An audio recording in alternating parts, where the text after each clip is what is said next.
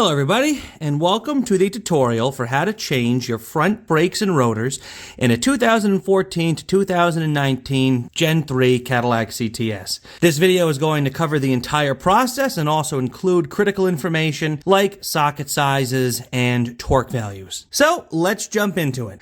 So changing the brakes in this CTS is actually pretty easy. The first thing that you're going to want to do is jack the car off the ground and take the wheel off. And also, depending on what side of the car you are working on, you're going to want to cut your steering wheel so the wheel is all the way left or right, depending on what side you're working on. If you're working on the right brakes, you're going to want to cut your wheel all the way over to the left.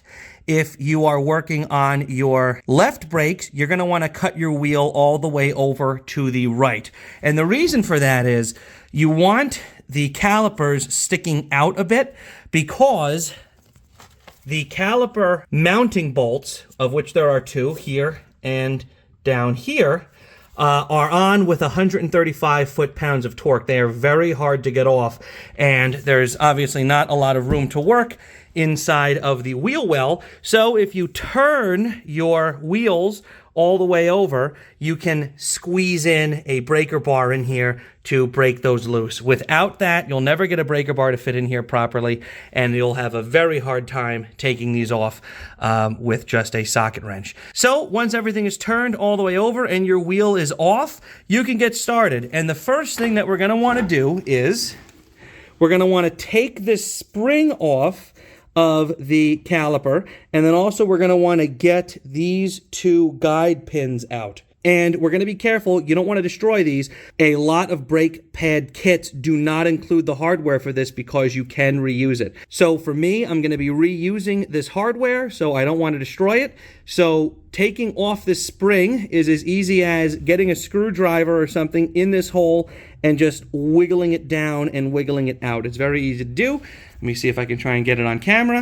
We're just going to get it in there, and we're going to pull it out. And then once it's free, pull it out and put it somewhere where you're not going to lose it.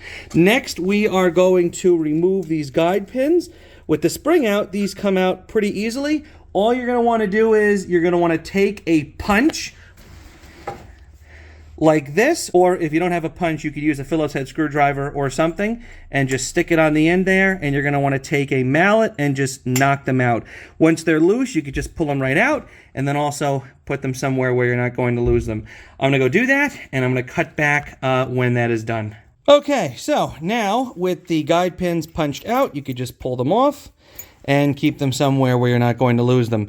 The next thing that we're going to do is we're going to pull out the old brake pads. Now, these are going to be in there pretty good. A good way to start getting them out is take a screwdriver, feed it into the hole, and start wiggling and get them out. You can also come from the other side like this and punch them out with a mallet if you want as well. We don't need to worry about scratching the rotor because we are going to be replacing it. So I'm going to go do that and then cut back when the brake pads are out. Okay, so now I have my old brake pads out. And if the screwdriver wiggling method doesn't work, it might be easy for you to get a pair of channel locks. And what you want to do is clamp on the top of the brake pad, pull, and then clamp on the bottom and pull, and then do that back and forth wiggling action until it backs up and wiggles out. So now with the brake pads out, we can take this caliper off. And to do that, we're going to be removing these two caliper mounting bolts right here. To do that, you're going to want to take a breaker bar and a 21 millimeter socket, put it on the breaker bar, and then you're going to want to wedge the breaker bar in behind everything and get it on the bolt. Now, you see how my breaker bar is bent slightly because it's a very tight space? That's why you want to turn the wheel as far over as you can, because that's what makes this possible. Now, because we're on the driver's side, we're going to be pushing up, and then you push up, which loosens the bolt, and now you can get a socket wrench on there to finish taking it off. So I'm gonna go do that for these 2 bolts and cut back when I am done. Okay, so once you take the 2 mounting bolts off, this caliper will basically fall off.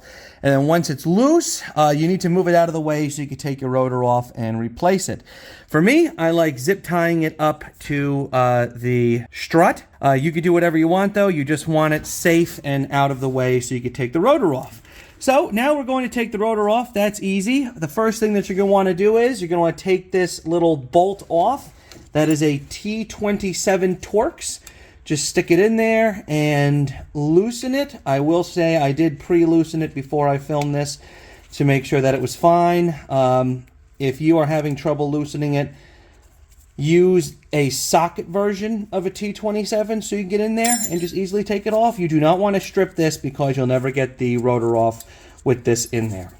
So once it's off, put it somewhere safe. And now you can take the rotor off. Almost certainly it is going to be seized or rust welded in place onto your bearing. Use a mallet, hit the back side of it in alternating blows to slowly get it off. Again, you're not going to worry about damaging the rotor because you are going to be replacing it. So I'm going to do that and I will cut back when I have the rotor off. Okay, and now the rotor is off. Now with the rotor off, we can prep the bearing for the new rotor. That's as easy as you take a wire brush and you just get in there and you wire brush off all the rust and filth. You don't have to go crazy. You just want to make the surface presentable. And then when that's done, you're going to want to take anti-seize lubricant and just gently with your finger go in everywhere and put that in. So the next time you do your brakes, you don't have to worry about your rotor being stuck to your bearing and everything will come off nice and easy for you. So I'm going to do that and I'm going to cut back when I am done. Okay, so now I put the anti-seize lubricant on the wheel bearing. You don't have to go crazy just with your finger. Just get it in most places and certainly around the circular part of the bearing. Everywhere that anti-seize is, rust will not be, and it will make it so much easier for you in the future to work on your car if you have to take the rotor off in the future. So now we can put on the new rotor now that everything's prepped and ready to go. But before you put on your rotor, just spray it with brake clean first. That'll take any coatings off of the rotor that they put on for the shipping process. And then once that's done, we'll put it on and I will cut back after I have done that. Okay, so now I have the new rotor on and I also re-secured that little Torx bolt down there. So we are pretty much done with the rotor. Next, we are going to focus on our caliper.